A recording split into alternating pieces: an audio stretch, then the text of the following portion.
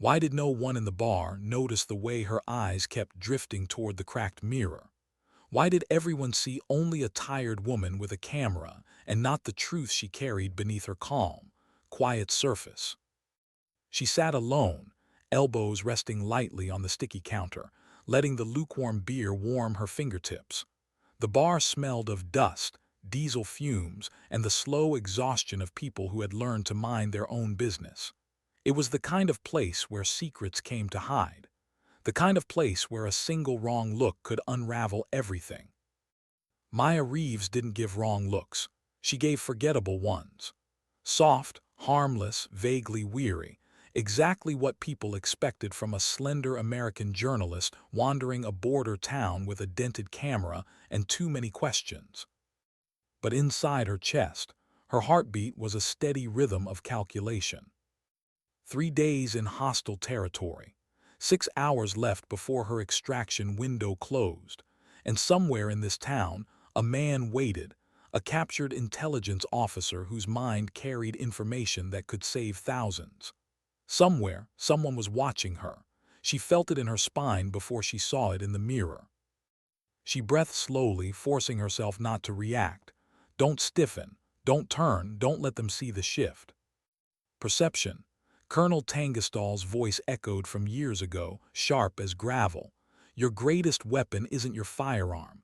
It's how small they think you are. How harmless they think you are. The bartender slid her another beer. She nodded, barely lifting her eyes. Just a lonely woman drowning rejection after a day of denied interviews. Just another outsider whose presence didn't matter. A lie wrapped in truth. Just a journalist with a camera. Except the camera's interior held an encrypted transmitter.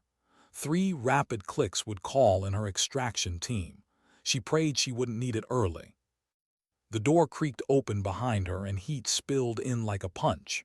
Footsteps, heavy, confident, careless. The kind of footsteps made by men who never feared consequences.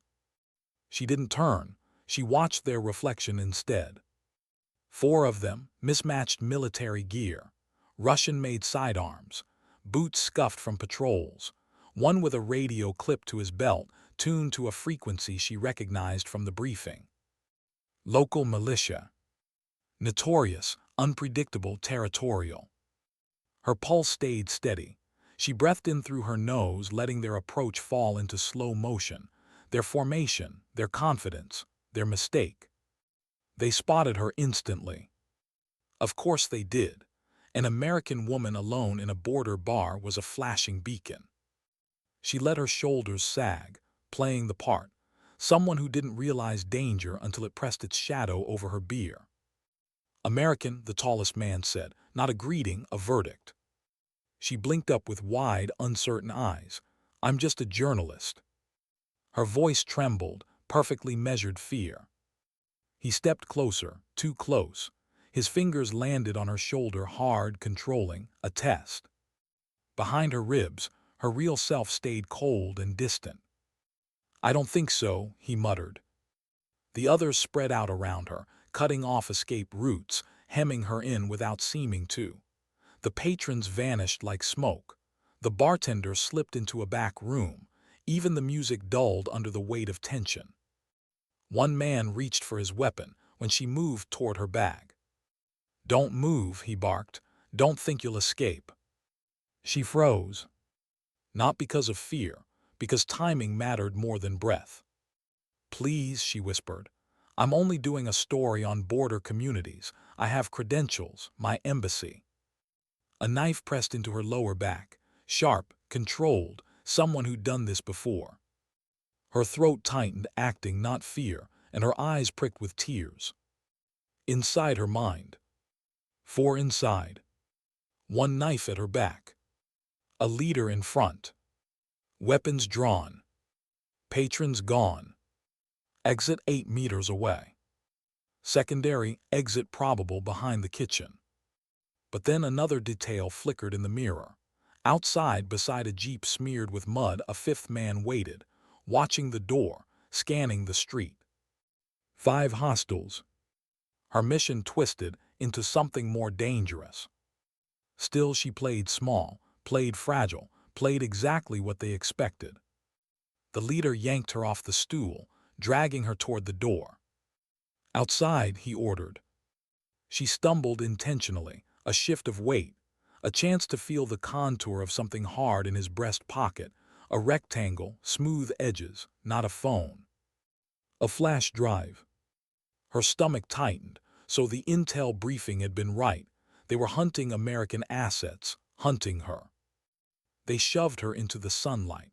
It felt like knives after the dim bar. She squinted, another performance, another layer of vulnerability. The fifth man approached, talking fast. His dialect was one she'd studied. She picked out fragments. "American forces, northern checkpoint, 2 hours." Her window was closing faster than expected. One wrong move and she wouldn't save Harrington, wouldn't save the convoy, wouldn't save the region. The leader's hand clamped harder around her arm. The knife pressed more firmly. "Please," she begged, "let me get my medication." Her bag hit the ground, its contents spilled, her press badge, water, notebook, a small pill bottle, a lie she'd planted days ago. He slapped her hard. Her head snapped to the side. Blood filled her mouth. Pain flared, but so did something darker, something she'd buried under cover stories and restraint. He saw it, just for a second, the flicker in her eyes that didn't belong to prey. His hand drifted toward his sidearm. That tiny moment of fear, his fear, was all she needed. Her right hand lashed out, gripping the knife wielder's wrist. Her elbow slammed into his solar plexus, stealing his breath and his balance. The knife dropped. She caught it midair. Flipped it. Used it. The leader drew his weapon, but she was already moving. A blur born from years of training and nights where hesitation meant death. She carved a line of pain across his forearm, forcing him to drop the gun. Chaos spiraled, two charged her. The fifth man reached for his radio. She couldn't let him call backup, couldn't risk a lockdown, couldn't fail. Her Sig Sauer filled her hand like a continuation of her pulse. 30 seconds, 5 men, dust swirling like ghosts around her feet. By the end, blood dripped from her arm, her breath shook with adrenaline, her cover was ashes. But they were alive. More importantly, they were neutralized. She knelt, searching the leader's pocket. Her fingers brushed the flash drive. Confirmation. Proof that the mission was larger than extraction alone. Voices echoed in the distance. "Engines. More men coming." She clicked her camera 3 times, fast, then disappeared into the maze of alleys. Her civilian mask burned away, leaving only the silent, focused operator beneath. As she moved toward her next objective, the compound where Harrington was held, one thought pulsed in her chest. They thought she was the hunted, but predators rarely understand the quiet patience of something far more dangerous. And tonight she would remind them. What made her keep moving when every instinct whispered that she should stop, regroup, breathe? What was it, duty, guilt, or something deeper, that pushed her through those twisting alleys with blood sliding warm down her arm? The town around her buzzed with panic. Engines revved, doors slammed, radios crackled in the distance. Someone must have found the unconscious militia members by now. Someone must have radioed in the alarm. Every block she passed felt tighter, more hostile, more awake. But Maya didn't slow. She couldn't afford to. Harrington had hours, maybe less, before they moved him, interrogated him, or made him disappear. And if he broke under torture, if the intel in his head spilled into the wrong hands, the world would change before dawn. Her boots hit the ground in a rhythm that felt almost like a heartbeat. Quick, quiet, unbroken. Still, a small ache tugged at her ribs, a reminder of the knife pressed there, the slap across her face, the moment she'd allowed herself to feel small. Pretending to be helpless always left a strange aftertaste. It reminded her of a version of herself she'd worked years to bury. A version that once had been helpless. But she pushed the thought down. There wasn't time to bleed inward. She crossed the final alley and paused at the edge of a low rooftop, scanning the compound 200 meters ahead. Two guards at the gate, one packing, one tapping his rifle, nervous. Their posture told her everything. The alarm had been raised. They were expecting someone, maybe not her specifically, but danger, trouble. More soldiers patrolled inside the walls, shadows moving between flickering lights. A truck idled near the far building, a sign of rapid evacuation.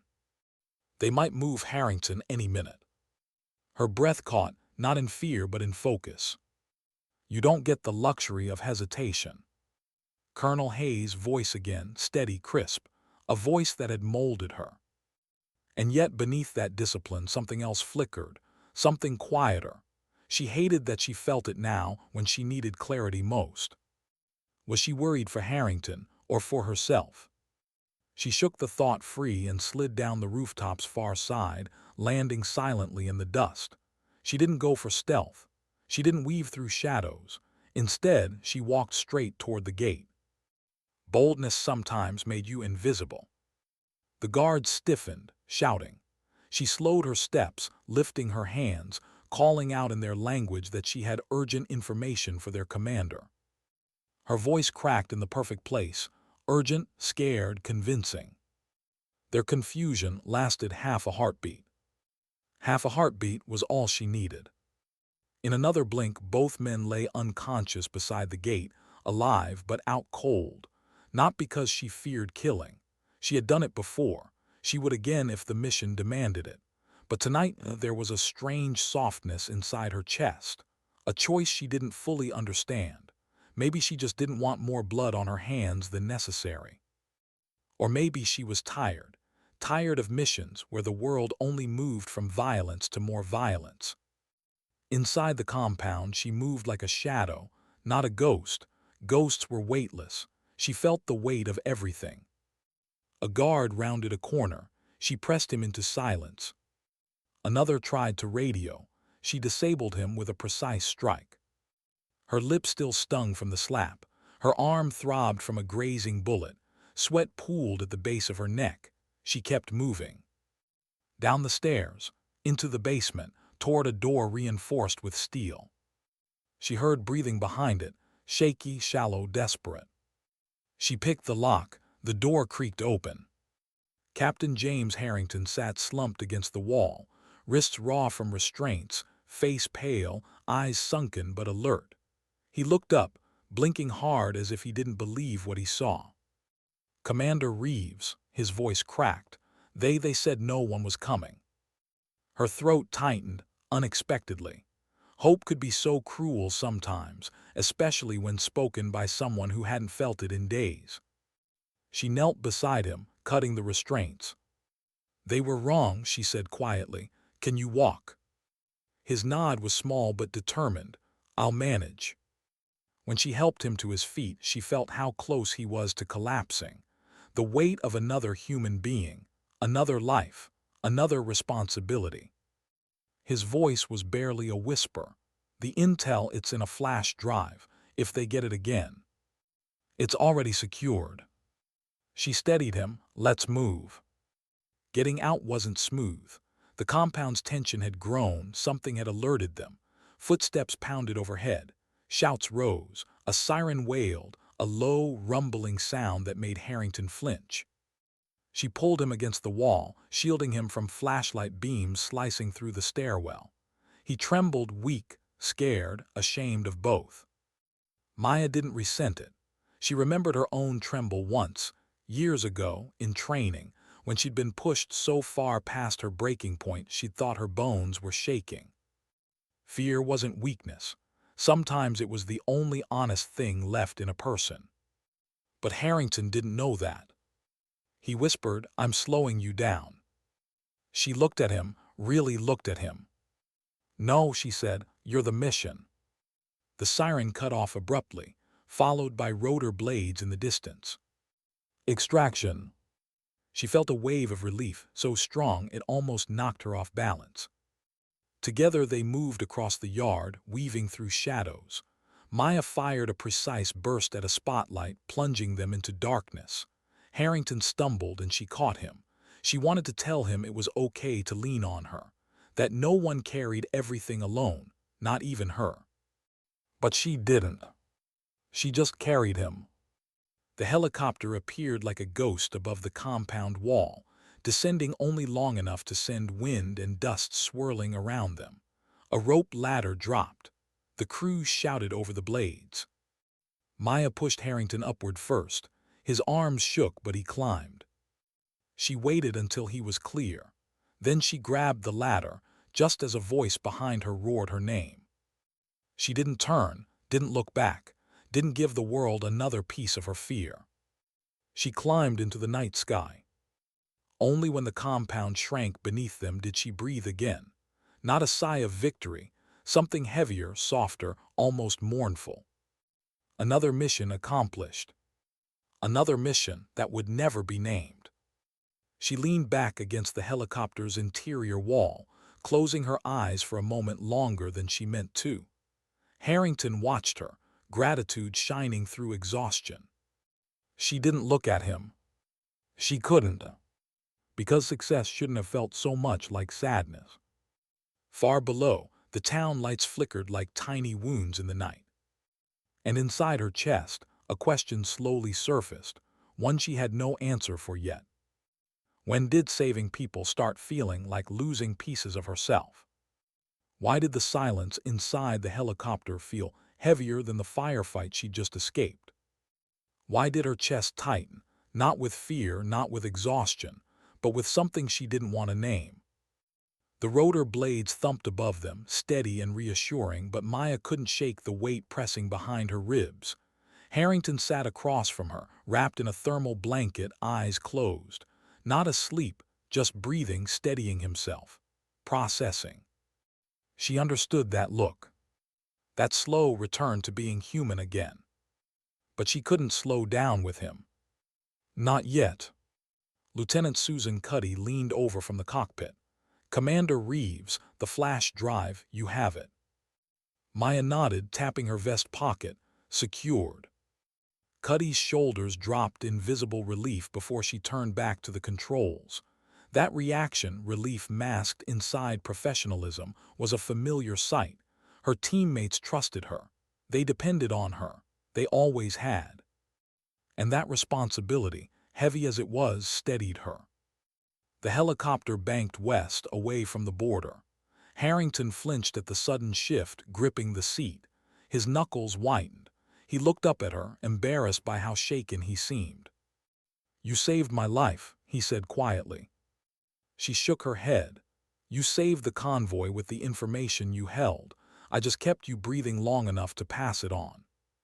Something flickered in his expression. Respect, guilt, gratitude. She looked away before she had to name it. She wasn't built for emotional attachment, not on missions, not afterward. It blurred lines, compromised decisions, turned warriors into something softer, something vulnerable. She couldn't afford soft edges. And yet the ache in her chest hadn't gone away. Not now, not yet. The helicopter touched down at a forward operating base bathed in cold floodlights. Soldiers moved quickly, efficiently, ushering Harrington toward a medical tent. He paused at the door, turning back to her with a shaky smile. "You came for me," he said again, softer this time. Maya didn't answer. She didn't need to. He disappeared inside, and she followed Cuddy to a secure room where she surrendered the flash drive. With the mission technically complete, the adrenaline dissipated. Her injuries began to speak. Her arm throbbed. Her lip ached. She knew she should get checked out, but the idea of sitting in a bright medical tent under fluorescent lights while someone asked if she was doing okay felt unbearable. She needed quiet, she needed distance, she needed to breathe. Instead, Colonel Eileen Collins entered the room. "Reeves," Collins said, calm, commanding. "Report." Maya delivered a concise, factual debrief. No emotion. No hesitation. No mention of how close things had come. She didn't tell the colonel about the slap, the knife, the fear she'd faked so convincingly that it almost felt real. She didn't tell her how her chest had seized when Harrington said they told me no one was coming. Some things didn't belong in reports. Collins nodded. We'll present the recovered intel to Washington immediately. Good work. Maya exhaled quietly. Approval from Colonel Collins meant something. It always had. Collins was one of the few leaders she respected without reservation. The woman never wasted praise. But the colonel's next words made her chest tighten again. The Secretary of Defense wants to award you a commendation. Maya shook her head instantly. I'd prefer it remain off record. Collins studied her. Most people would want recognition for this. She forced her voice steady. Most people didn't do what I did for the reasons I did it. A pause settled between them, soft, understanding. Collins nodded once. It will remain classified. Relief washed through Maya, but it didn't feel like pride. It felt like escape, as if she dodged a spotlight she couldn't bear to stand in. She left the briefing room with her head down, her thoughts swirling like dust kicked up behind a departing convoy.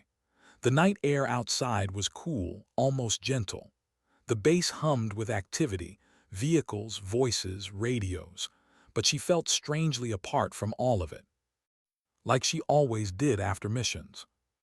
Success is supposed to feel better than this, she thought. But her victories always came with a shadow, a quiet cost. Tonight the cost sat heavy in her chest. Her phone buzzed, a single encrypted ping. New coordinates. New mission. No rest. Her feet carried her automatically toward the airfield, but her mind drifted back to Harrington. The way he'd looked at her. The way his voice had trembled. The way he'd said you came for me with a mix of awe and disbelief. She hated that it affected her. Because something inside her wanted to say what she'd never say aloud. I didn't come for you because command ordered me to. I came because no one deserves to be abandoned. Not after what I've lived through. She pushed the thought away, burying it beneath discipline and distance. The transport jet sat on the runway, engines humming. She felt the familiar pull, a mission waiting, a purpose calling. Movement was easier than reflection. Action easier than honesty. Missions didn't ask questions. They didn't care how she felt. They only cared how she performed. She climbed the ramp, securing her gear, preparing her mind for whatever came next. Still, something in her chest tightened, something unnamed, something she couldn't outrun this time. Maybe it was the look Harrington gave her. Maybe it was the weight of another classified victory. Maybe it was the growing fear that each mission took a piece of her she would never get back. As the jet lifted into the night sky, she closed her eyes for a moment, as if darkness might soften the ache inside her. It didn't. If anything, it sharpened it. And for the first time in a long time, Maya Reeves wondered, not as a soldier, not as an operative, but as a person. How many more missions could she survive before the pieces left inside her weren't enough to make someone whole? What if the next mission wasn't just another assignment? What if this time the danger she carried wasn't around her, but inside her? The transport jet hummed steadily, but Maya sat upright, unable to rest as the dark horizon stretched endlessly ahead. She kept replaying the last few hours, not the gunfire, not the knife, not the fight. Those parts were simple, clean, predictable. It was the moments after that unsettled her.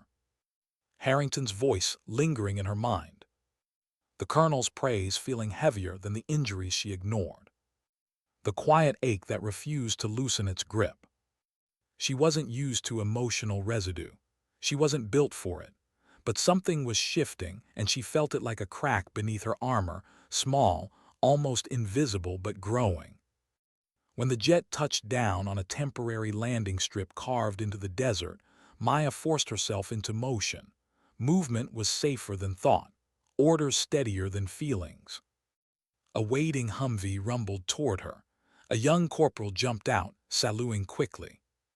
"Commander Reeves, ma'am, we were told to expect you. There's a situation." There always was. She followed him into a makeshift operations tent lit by harsh lamps. Maps covered the walls, radio chatter filled the air, and stress clung to every soldier inside like dust. But as she stepped forward, voices lowered. Eyes shifted toward her with a blend of respect and something else, wariness. She was used to that. People respected what they didn't understand. They feared what they couldn't predict. A major approached her, face drawn tight. "Commander, thank God. Our reconnaissance team went dark an hour ago near the mountain roots. We need someone to locate them and extract any survivors." "Any intel on what they walked into?" she asked. He hesitated, a hesitation she didn't like. "We believe hostile fighters were waiting for them. The local militia appears to be receiving outside support, possibly trained support." Trained, organized, predictive. Her jaw tensed. "Show me the last transmission," she said. A radio tech replayed it, static, distant breathing, then a frantic whisper. "Ambush, they knew our route, they." Gunfire erupted through the speaker, sharp enough to make a few soldiers flinch. Then silence. Maya's stomach tightened, not in fear, but in a cold, calculating way. Someone was feeding intel to the militia. Someone was tracking American movements with precision. That meant Harrington's information ran deeper than expected. That meant this wasn't over. That meant the flash drive wasn't the end, just the beginning. "We need your decision immediately," the major said. "If we don't move soon, the team is either dead or transported out of reach." She nodded, but her mind wasn't fully in the present. Her hand drifted to the pocket where the flash drive had been, where the mission had started to feel personal in ways she didn't expect. "Too personal." "Commander," the major pressed. She blinked back to the moment. "I'll go." The major exhaled with visible relief, but for once the relief irritated her. Everyone always looked at her like she was a solution, a tool, a weapon they could point at the dark and trust to fire cleanly. She didn't feel clean. Not anymore. As she headed toward the gear rack, the corporal hurried after her. "Ma'am, do you want medical to look at your injuries? You've got." "I'm fine." He quieted instantly, stepping back. Another thing she hated. How easily people melted away when she put steel in her voice. How no one ever asked twice if she was really okay. She grabbed a tactical vest, weapons, comms gear. Her fingers moved automatically, but her thoughts drifted, back to Harrington slumped in that cell, back to the bar fight, back to the moment she'd hesitated to kill the last soldier because something inside her had whispered enough. What if enough was creeping closer? She dismissed the thought and headed toward the Humvee waiting at the edge of camp. Two soldiers climbed in beside her, nervous, young, trying not to stare. As they drove toward the mountains, the desert wind whipped across her face, carrying cold air and colder memories. Maya stared into the shadows ahead, her mind slipping into the place she'd learned to fear the most. Her own quiet. Because in the quiet she could hear it. The part of her she tried to ignore. The part that whispered truth she didn't want to face. "You're tired. You're hurting. You're losing pieces of yourself. And no one sees it." She pressed her hand against the door, grounding herself in the vibration of the engine. "You ever worked with our team before, Commander?" one of the soldiers asked, trying to break tension. "No," she said softly, "but I'll bring them home." He swallowed hard because he believed her. Everyone believed her. Yet she didn't believe herself anymore, not completely. The Humvee stopped at the base of a ridge where the recon team's last signal had come through. The air was colder here, sharper. The moonlight revealed faint boot prints, dragged grooves, and the burnt metal of a blown radio unit. The younger soldier whispered, "God, what did they walk into?"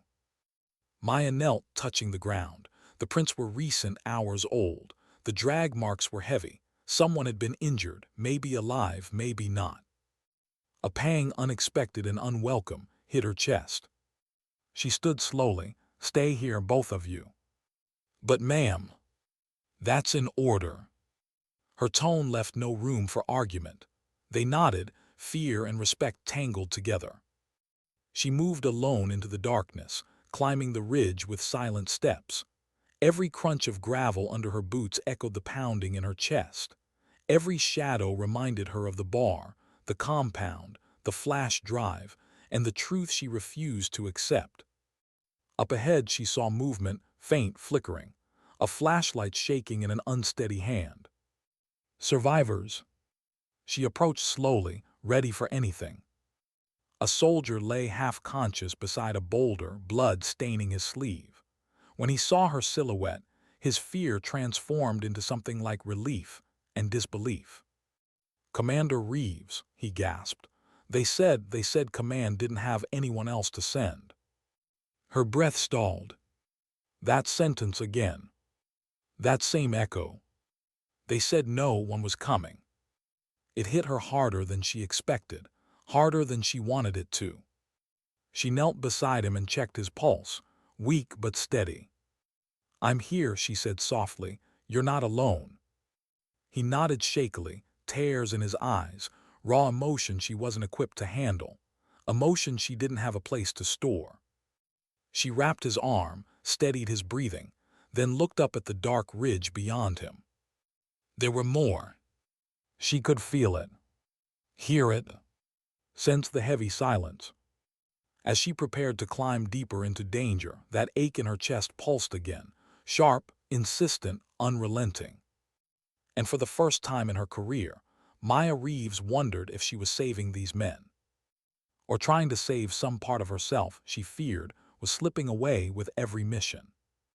The darkness ahead called to her, and she answered it because she always did. But tonight, she carried something heavier than gear and responsibility. Tonight she carried doubt. What if the darkness ahead wasn't the threat, but the reflection of everything she had been refusing to face?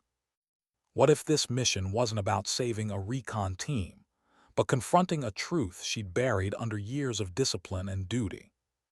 Maya rose from the injured soldier's side, her eyes fixing on the narrow mountain pass stretching upward like a scar carved into stone. Cold wind hissed through the rocks, carrying distant echoes, metal shifting, a muffled cry, footsteps that didn't belong to the night. Someone was still alive up there. But the air felt wrong. Too still. Too expectant. A trap waiting to close. She drew a slow breath, steadying the tremor in her chest. She walked into dozens of ambushes before. She'd tasted danger on her tongue, felt adrenaline flood her blood like liquid fire. But tonight something tightened inside her throat. Not fear, not hesitation. An emotion she didn't want to identify, one she had no idea how to fight. She climbed. Every step stirred memories she didn't want. Harrington's cracked whisper, they said no one was coming. The recon soldiers' panicked cry. The look in their eyes when she appeared, the relief so sharp it hurt. Why did it hurt? She forced her breathing into rhythm, but her pulse disobeyed, pounding hard enough to echo through her ribs. She told herself to focus. Mission first, emotions later. That had always worked. Always. But tonight, despite the cold, sweat prickled the back of her neck. 10 minutes into the climb, she found another trail, drag marks, blood, scattered shell casings. A sign of resistance, but only one body. A young private lay face-down between the rocks. Maya knelt and turned him over gently, bracing herself. He was alive. Barely. His breath rattled like broken glass.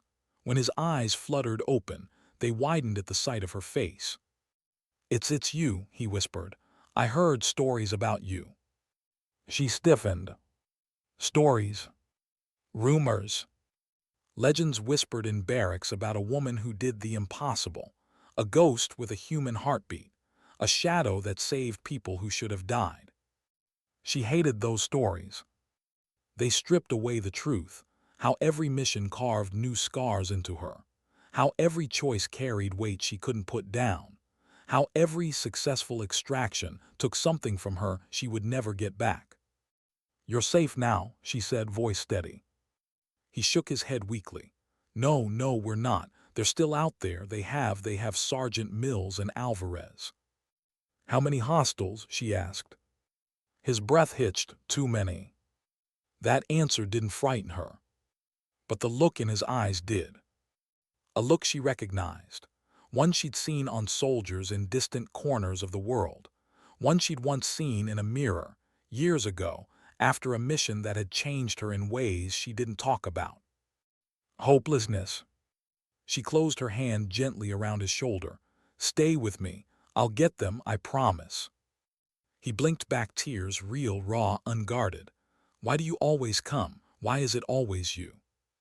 Her breath hitched. Not visibly, but deep enough to sting. She didn't answer. She couldn't. Because she didn't know anymore. Duty, training, stubbornness, redemption. Or the desperate, aching fear of what would happen if she stopped moving long enough to feel everything she'd been carrying. She rose, leaving the private secured behind a boulder, and moved deeper into the pass. Night swallowed her. The silence sharpened. Then, a voice ahead, low, harsh, ordering someone to move. She crept forward until the scene unfolded through a break in the rocks. Two American soldiers, Sergeant Mills and Alvarez, were on their knees, hands bound, guarded by 6 militia fighters. Their rifles glinted in the moonlight. Their faces were cold, disciplined, too disciplined for local militia. These men weren't random fighters. They were trained, coordinated. The same kind of organization behind the ambush Harrington had survived. Her blood iced. This wasn't coincidence. Someone had planned this. Someone had fed their movements to the militia. Someone had studied American tactics and exploited every weakness. Her jaw clenched. She needed a plan. But before she could move, Alvarez cried out, just once, as a rifle butt slammed into his side. Maya's pulse surged. For a moment, she wasn't in the mountains. She was somewhere else. Years ago. Hearing a friend scream echo off metal walls. Unable to stop it. Unable to forget it. Her throat tightened, emotion crashing into her with brutal timing. No. Not now. She forced herself back into the present and exhaled slowly. She had one advantage. The militia didn't know she was here. Create chaos, then control it. Tangastal's voice again. She scanned the terrain, high ground, loose rocks, a narrow choke point. She mapped every angle in seconds. A perfect ambush for her. A fatal one for them. She moved silently along the ridge, positioning herself above the fighters. Her mind focused, pushing emotion into a cold, quiet place. She counted their breathing patterns, studied their feet, their stances, their awareness. Form a plan. Execute. Extract. Survive. But when she lined up the first shot, her hand trembled. Just slightly. Just enough to make her freeze. Why? Why was her hand shaking? She killed before. Saved lives before. Executed missions cleaner than anyone in her division. So why now? Why here? Why tonight? The truth hit her like a blow, sudden, unwelcome, undeniable. Because she wasn't numb anymore. Because somewhere between the compound and the flash drive, something inside her had cracked open.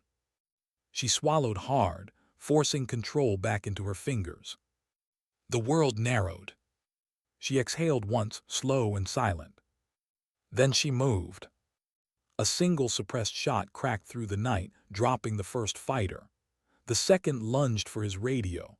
She was already sliding down the slope, firing, striking, disarming. Chaos exploded, and Maya controlled it. Within seconds, it was over. The last fighter hit the ground unconscious, and the mountains fell quiet again, as if the night itself was holding its breath. Mills and Alvarez stared up at her, disbelief etched into their bruised faces. You came for us," Mills whispered. There it was again. That sentence. That weight. She cut their restraints. Alvarez gripped her forearm, shaking. "We thought we were dead," he said, voice cracking. "Command said they didn't know if anyone could reach us in time." She looked at him, really looked. These were men who had accepted death. Men who had believed they were alone. Men who had counted their remaining breaths. And she had given them more. But instead of feeling like a savior, she felt hollow. She felt the ache deepen, not lessen. "You're safe now," she said. But even as she said it, something inside her whispered, "You're not." Because saving them had cost something. Because every life she saved carved deeper into the parts of herself she didn't protect. Because every mission demanded more of her heart, and she never took the time to heal what she'd already given away. The soldiers leaned on her as she guided them back down the ridge.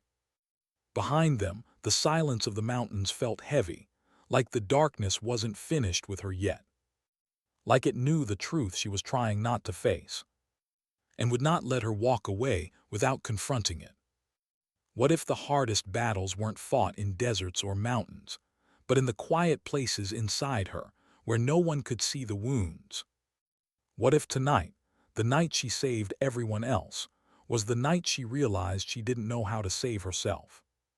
The climb back down the ridge should have felt like victory. 3 rescued soldiers leaning on her shoulders. Hostile fighters neutralized. Another impossible mission turned survivable. But victory felt strangely hollow. The night air stung her cuts, and every step sent a sharp pulse up her arm, but she barely registered the pain. What she did feel, what she couldn't escape, was the weight of the men beside her. Not their physical weight, but the emotional one. They trusted her completely. They looked at her like she was hope made human. And that terrified her more than any rifle pointed at her head. "Commander, how did you find us?" Alvarez's voice trembled, not from fear but from awe. "A trail," she said quietly, "and stubbornness." Mills laughed softly, then winced from the bruising on his ribs. "When Command told us they were sending you, we thought they were joking." She kept her eyes on the path. "I wish they had been." It slipped out, barely audible. But Mills heard it. "Commander." She shook her head. "Focus on moving, talk later." Because she couldn't answer him. Because the truth was raw, too close to the surface. She didn't want to be the one they always called. Didn't want to be the weapon fired into impossible corners of the world. Didn't want to be the one carrying everyone's lives on her shoulders, knowing one mistake, one slip, could destroy everything. But she kept being that person. Because she didn't know how not to be. They reached the injured private she'd stabilized earlier. The relief on his face was enough to break something loose in her chest. "You came back," he whispered. Maya crouched beside him. "I told you I would." "People say you never fail," he breathed. "They say you're not afraid of anything." For a moment too brief to see, too heavy to ignore, Maya closed her eyes. If they only knew. If they only knew how often fear lived inside her like an unspoken truth. If they only knew how many nights she lay awake, hearing echoes of missions she couldn't forget. If they only knew how deeply she wanted someone to look past the uniform and see the woman beneath it, tired, flawed, human. But soldiers didn't get that luxury. Especially not her. She stood and tapped her radio.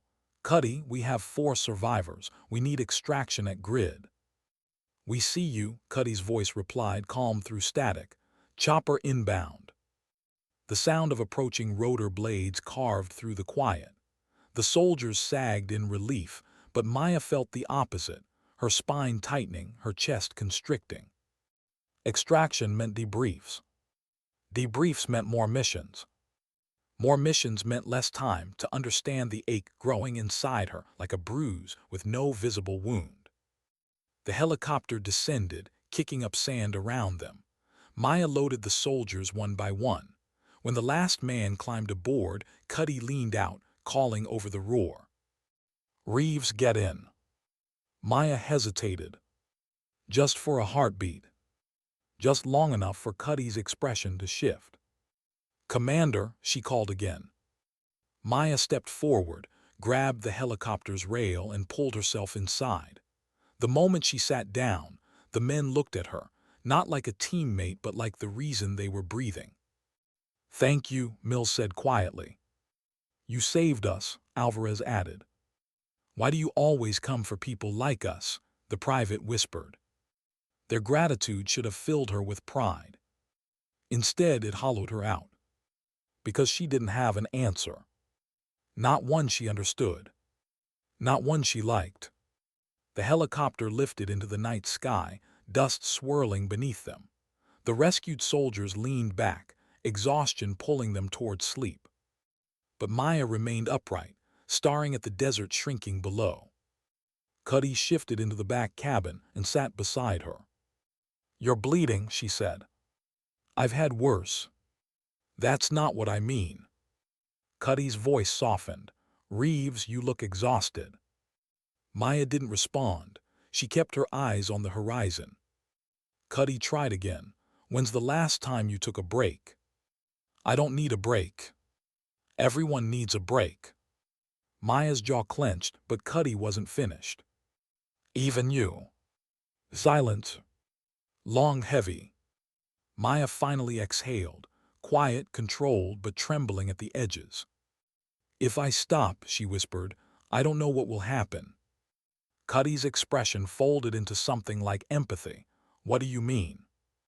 Maya's voice came out low, almost fragile. "I don't know who I am without the mission." There it was, her truth, exposed in a single sentence. A truth she'd never allowed herself to say aloud. Not to a commander.